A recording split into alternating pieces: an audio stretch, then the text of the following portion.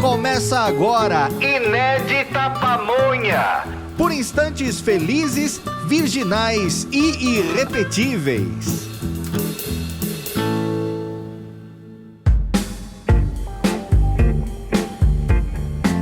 Senhoras e senhores, estamos no ar. Este é o nosso Inédita Pamonha, porque hoje é quinta-feira e quinta-feira é dia de Odisseia. Os patrocinadores são Eastman Chemical do Brasil, BNP Paribas Asset Management e Insider, alta tecnologia no vestir. Eu queria agradecer todos os nossos apoiadores, sem os quais, eu insisto, tudo isso seria muito mais difícil e até mesmo improvável.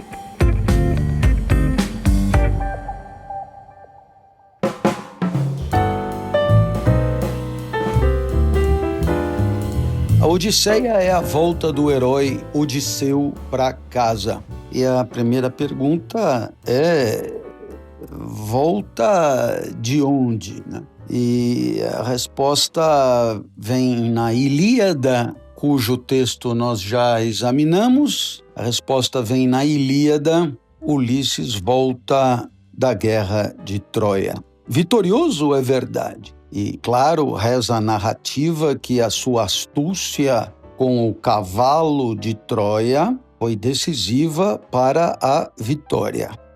É claro que, apesar dessa vitória, tem uma coisa que precisa ficar muito clara, muito clara. Ulisses não queria ter ido para a guerra, Ulisses não queria ficar na guerra, e tudo o que Ulisses queria era voltar para casa. Portanto, se a Odisseia é a volta de Ulisses para casa, você deve imaginar, por essa informação, que ele estava felizão, porque, afinal de contas, se tudo o que ele queria era voltar para casa e agora era hora de voltar para casa, show de bola, né? Parece eu, meio-dia, acabava a escola de manhã e eu, varado de fome, queria chegar em casa e eu voltava para casa a pé. E assim, não era longe, mas também não era completamente perto. Eu estudava na Avenida Paulista, quase lá na Consolação, né? E eu morava numa travessa da Avenida Paulista chamada Alameda Casa Branca, que é a rua Alameda onde tem o MASP e o parque na frente. Então eu tinha que ir pela Paulista até o parque e aí descer. E aí eu descia exatamente 8 quarteirões, né, para poder chegar em casa. Então, somando tudo, acabava dando uns 15 quarteirões e para quem estava com fome era bem aflitivo, né? Eu queria voltar para casa, mas eu queria voltar para casa e chegar em casa logo. Por quê? Porque o almoço que a dona Nilza preparava era sempre muito delicioso, né? Era sempre muito bom. Então eu queria voltar rápido para casa e eu imagino que Ulisses também quisesse voltar rápido para casa. E por quê? Porque parece que a Penélope também fazia um rango campeão e Ulisses estava com fome também. O problema, meus amigos, é que se ele estava felizão ante a perspectiva de voltar para casa e ele queria voltar para casa rápido, não foi o que acabou acontecendo. Então, se a guerra de Troia levou 10 anos, a volta de Ulisses para casa levou mais 10 anos. A hora que você ouve essa informação, você diz: esse cara estava de sacanagem, né?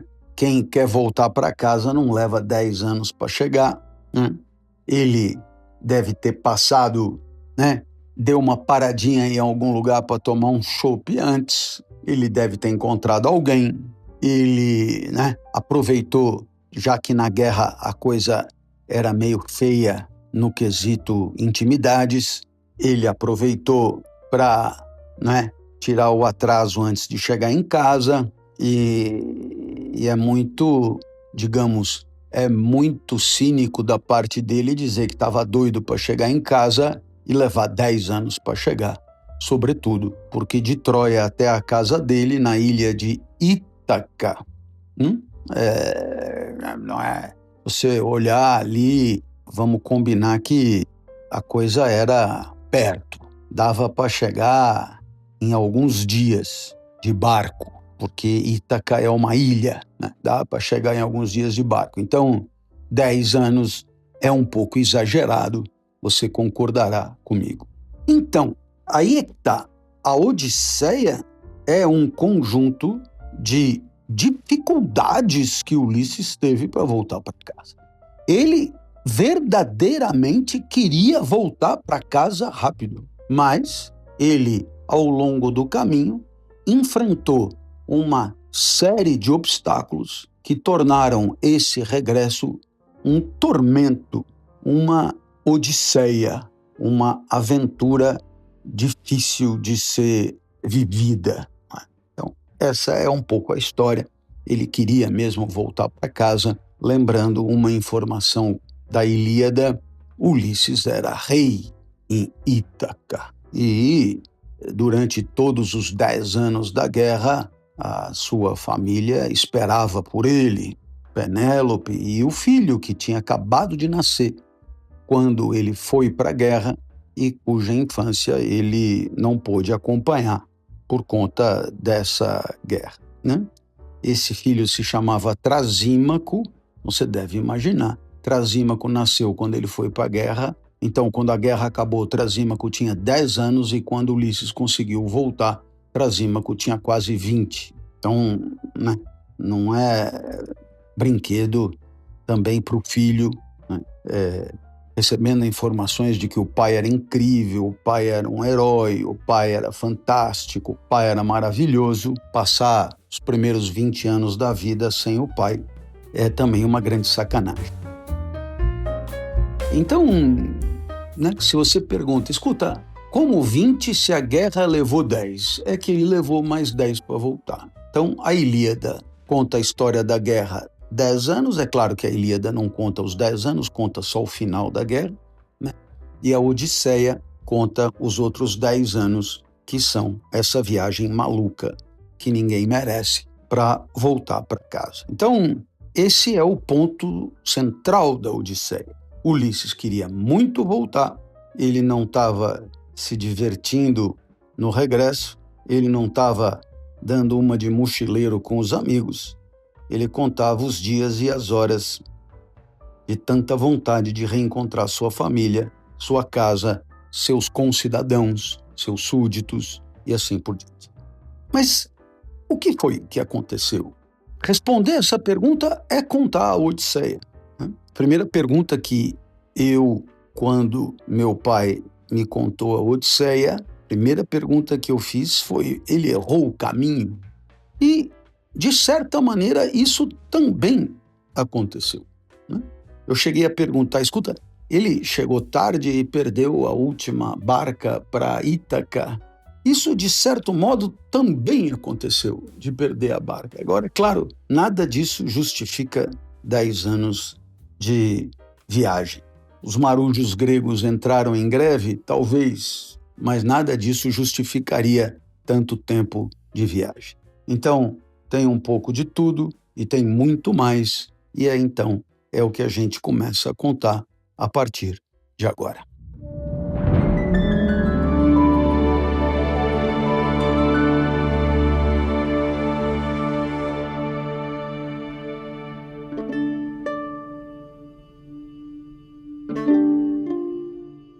Ulisses era considerado um herói, né? Então, o que é preciso para ser um herói? Olha, antes de mais nada, um herói tem um comportamento um pouco diferente de um não-herói, de um humano comum. Então, a principal característica de um herói sempre foi a coragem. E a coragem é, você sabe, uma virtude, né? A coragem, que fique claro, não é ser completamente sem noção e se arriscar de maneira absurda em enfrentamentos sem nenhuma chance de dar certo, a coragem era, Aristóteles nos ensina, um meio termo entre a covardia e o sem noção, né? Quando falamos em coragem, claro, pensamos em situações perigosas, né? Ninguém age corajosamente num cotidiano controlado, rotineiro, dominado e sem nenhuma grave ameaça. Então, estamos falando de situações inesperadas, atípicas e particularmente perigosas. Olha, você pergunta para mim que tipo de ameaça ou que tipo de perigo Ulisses enfrentou. Então, eu não posso dizer para você todo tipo de perigo, porque a palavra todo é exagerada, a palavra todo, ela remonta a muita coisa, mas assim, teve um pouco de tudo, né? As coisas mais fantásticas e impensáveis para alguém que está encarando a Odisseia pela primeira vez. Impensáveis, são fantásticas, são incríveis, são maravilhosas de contar. Então, eu, na verdade, estou me referindo a tudo que poderia atrapalhar a vida de modo significativo. E, no caso, a vida era voltar para Ítaca de maneira normal, né? Você imagina, alguém vai de São Paulo ao Rio de ônibus, né? Então, sai de casa, pega o metrô, desce no Tietê, né? Compra uma passagem de uma companhia rodoviária que faz o percurso São Paulo-Rio, pega lá dali 1 hora o ônibus para o Rio e, ao cabo de 5 horas, com uma parada tranquila no meio do caminho para um xixi, você chega na rodoviária do Rio de Janeiro, tão conhecida por todos nós, né? Então, isso aí é o que eu chamaria de um percurso normal. Agora, se porventura, né, o ônibus for abduzido por uma nave espacial, né, e acabar sendo sugado pelos ares até entrar na nave espacial, e a nave espacial dá um rolê pelo sistema solar, né, pela Via Láctea e volta, aí a gente vai perceber que houve alguma coisa de atípico. Então, você dirá, pô, mas você chutou o balde.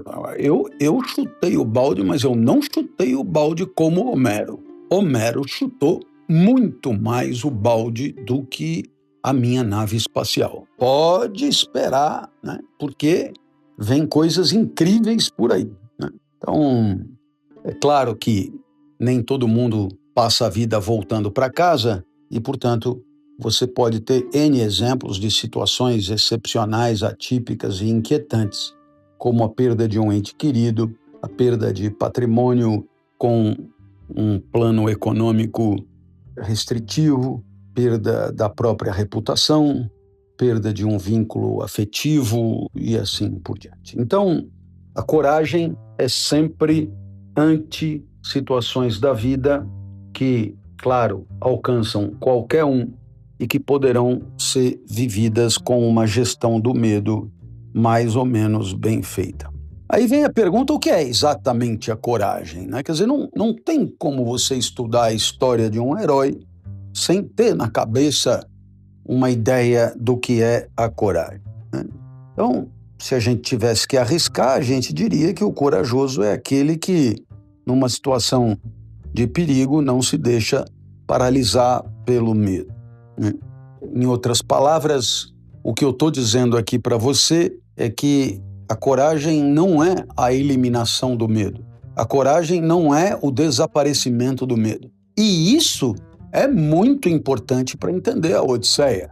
Quer dizer, Ulisses é um herói, mas, né, até a página 2, ou seja, ele também tinha medo, ele também, percebia que a coisa podia dar muito ruim, ele tal, né? E ainda assim, ele foi encarando as diversas situações. Então, eu repito, não há que pensar na coragem sem algum medo, sem algum temor. E isso é um ótimo começo.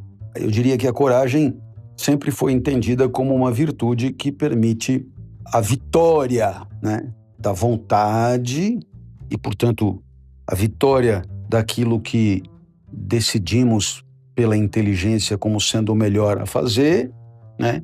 E que se torna soberana sobre o medo que, porventura, estivermos sentindo naquele momento em que tomamos a decisão. Quer dizer, coragem é a vitória daquilo que achamos que deve ser feito, né, sobre o medo que entende que essa decisão de fazer o que deve ser feito pode ser arriscada e pode resultar em consequências dolorosas e danosas para si mesmo. Então, claro, você pode, por exemplo, estudar porque tem medo de tirar nota baixa, de levar bronca, de não passar de ano, de ter que estudar nas férias. Você pode ter medo de se machucar, de tomar injeção. Na verdade, não faltam motivos para ter medo. Mas eu imagino que essa lista de medos possa nos entreter até o fim da vida, porque o mundo é muito, muito, muito complexo. E no meio dessa complexidade, realmente, as causas de medo vão ao infinito. É claro que quando você pensa em medo, todo mundo sabe que o medo faz parte da própria vida, né? Então, se você aí está pensando nos seus medos e acha que isso é exclusividade sua, saiba que de jeito nenhum. Saiba que você está muito bem acompanhado, né, na hora de sentir medo. Um grande pensador chamado Agostinho, que depois virou santo e acaba sendo conhecido como Santo Agostinho, né, que escreveu uma obra intitulada Confissões, né? Então, nessas suas confissões, Agostinho também disse algo muito parecido, né? Ele disse assim: eu sei muito bem o que é o tempo, mas basta alguém me perguntar o que é o tempo, eu já não sei mais do que se trata, né? Não consigo definir, né? Então, eu diria que com o medo acontece parecido.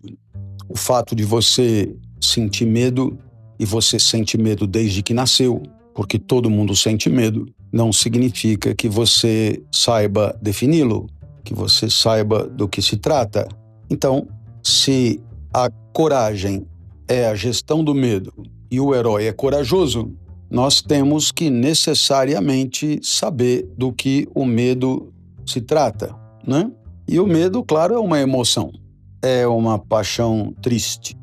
O medo é desagradável de sentir. Não existe medo alegre, não existe medo agradável, não existe medo prazeroso. O medo é ruim.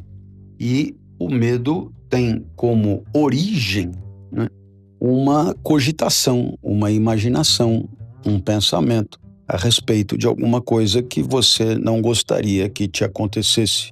O medo é a imaginação, a cogitação de uma experiência que você não quer viver, de uma experiência que, se você fosse viver, te entristeceria. Portanto, fica claro que o medo, ele tem como origem a mente, né? A produção da mente, a vida do espírito, né? Temos medo das coisas que imaginamos que possam acontecer. Agora, claro, você pergunta: e quando tem um tigre na sua frente? O medo que você tem é de que ele te ataque, mas ele ainda não te atacou. Então perceba que você continua sentindo medo da imaginação do que o tigre possa fazer contra você. Aí você pergunta: e quando o tigre te morder? Aí não é mais medo que você sente. Aí você vai sentir dor mesmo.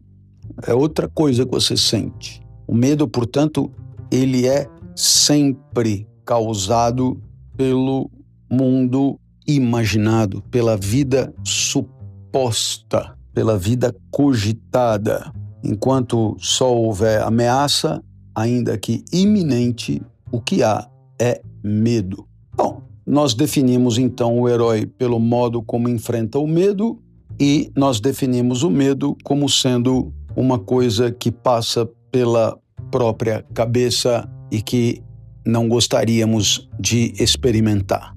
Portanto, o herói ele, antes de mais nada, tem um certo domínio sobre as coisas desagradáveis que lhe vêm à mente.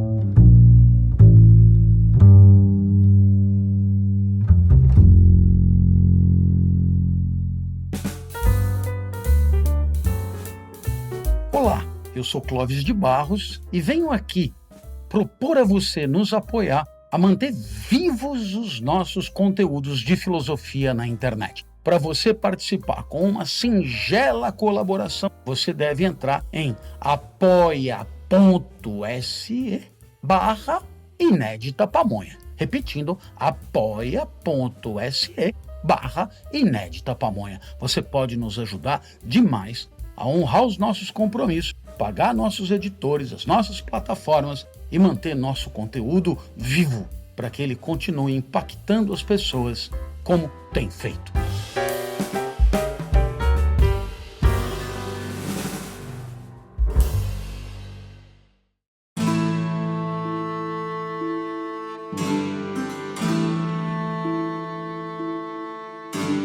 Mas Ulisses, em particular, ele era conhecido por mais coisa do que só a coragem e a gestão do medo. Ulisses era conhecido pela sua astúcia. Alguns diriam engenhosidade. É alguém que dá nó em pingo d'água. É alguém que dá um jeito de se safar de situações particularmente enroscadas. Ulisses era safo, como se diz na gíria, sabido, tanto que resolveu a guerra para seus correligionários gregos graças a um cavalo de madeira. E aí, para quem não conhece a história, o exército entrou dentro do cavalo, o cavalo foi apresentado aos troianos que já comemoravam a vitória, o exército com isso entrou pelos muros de Troia e massacrou os troianos. Portanto, Ulisses queria voltar para casa e ia usar toda a sua astúcia e coragem para chegar cedo em casa e encontrar Penélope, porque ninguém merece 20 anos longe da esposa. Aí você diz, e com tanta coragem e tanta astúcia, ele não conseguiu dar um jeito de chegar mais cedo, não? Pois é. É por isso que a Odisseia é fascinante, porque ainda assim Ulisses voltou. Qualquer um de nós não teria chegado nunca. Esses 10 anos de batalha em Troia foram terríveis para Ulisses e os 10 anos de retorno foram piores se bobear. Os 10 anos de batalha foram terríveis não só pelas atrocidades do enfrentamento militar. Na verdade, o pior para Ulisses era estar longe de casa, porque Ulisses era do tipo muito feliz na sua casa. Por isso, ficar longe de casa era viver longe de tudo que ele amava. Não fazia nenhum sentido para ele.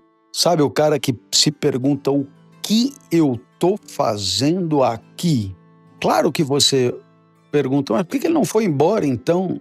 Ora, porque havia um compromisso, um pacto de honra, e os reis gregos deveriam prestar solidariedade a Menelau, que havia sido gravemente atacado na sua honra pela sedução de Paris, príncipe troiano, tal como nós já contamos na Ilíada. Se antes da guerra Ulisses estava muito bem onde ele estava, a ideia de deixar tudo aquilo e viajar para longe para guerrear contra pessoas que nunca lhe tinham feito diretamente nada era muito sem sentido, era muito sem noção, era muito entristecedora. Claro que ele sabia que a ofensa sofrida por Menelau, que tinha tomado um chifre campeão do príncipe de Paris, que tinha levado para Troia a mais linda mulher do mundo, Helena, né? Mas daí a se meter ele, Ulisses, numa guerra contra uma cidade inteira para lavar a honra de um rei com quem ele mantinha relações meramente diplomáticas era um exagero. Só para lembrar, Menelau era rei de Esparta, uma cidade grega, você sabe disso, conhecida pela sua pujança militar. E que ofensa tão grave ele sofreu? Essa mesmo, essa de ter tido a mulher seduzida e levada no bico pelo galante príncipe Paris de Troia. Você se lembrará da história. Paris disse que Afrodite era a mais linda. Afrodite, em recompensa, deu a ele o dom do chaveco. Paris usou o chaveco em cima de Helena, a mais linda mulher do mundo, e tirou Helena de Menelau. Helena foi seduzida por Paris. Helena se apaixonou por Paris nos 4 pneus da frente e nos 4 pneus de trás.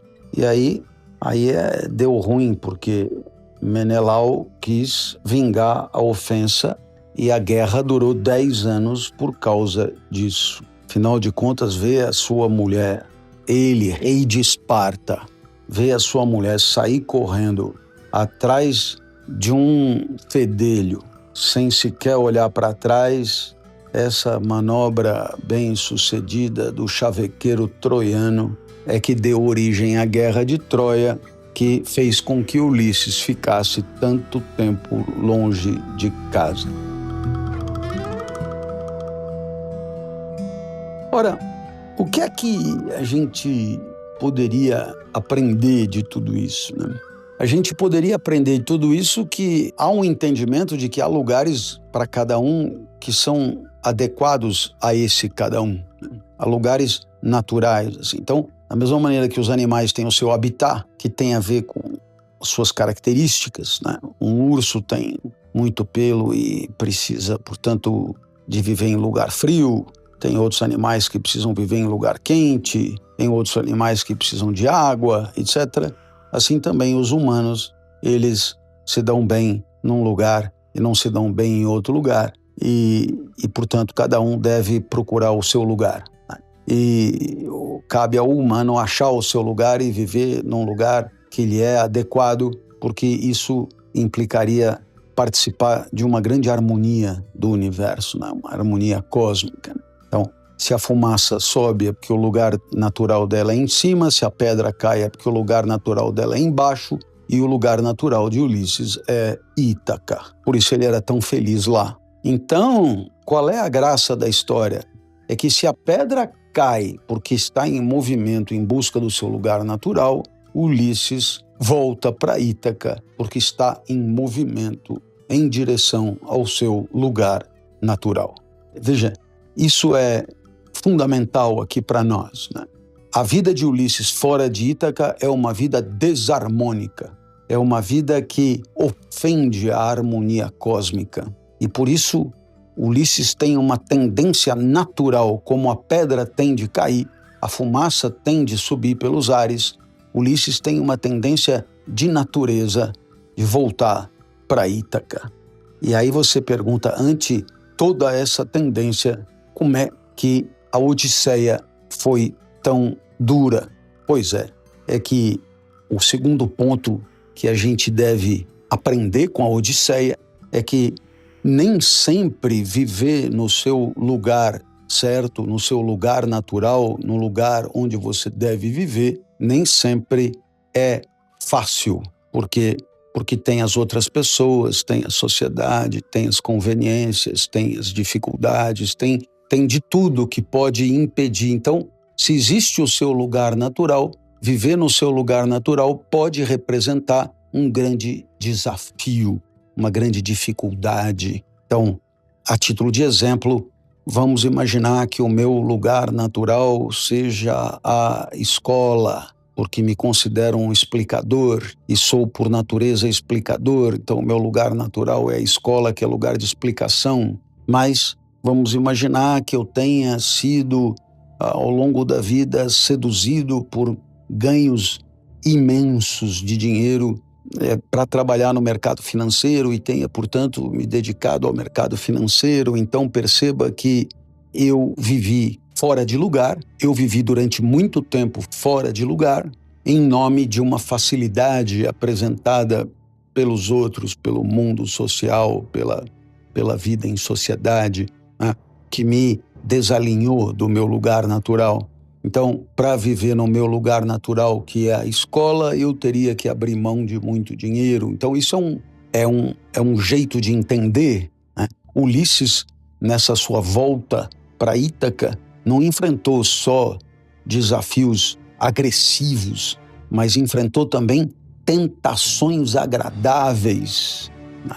Tentações agradáveis, como seria o equivalente aqui a ganhar muito dinheiro em investimentos financeiros, né?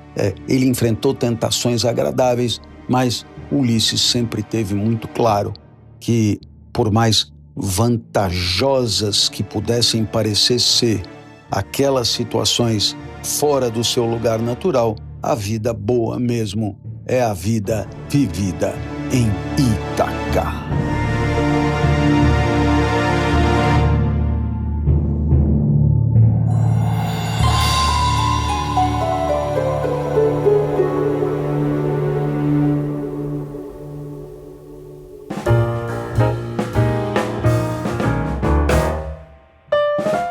Eita, nós! Esse foi mais um Inédita Pamonha. Muitíssimo obrigado pelo seu carinho, pela sua atenção. Lembre-se sempre dos nossos patrocinadores Eastman Chemical do Brasil, de BNP Paribas Asset Management e de Insider, a sua roupa confortável e tecnológica. Eu sei que foi longo, mas eu imagino que você esteja adorando. Fica bem, se gostou, ouve mais uma vez. A Odisseia vale toda a sua atenção. Beijo grande. Valeu!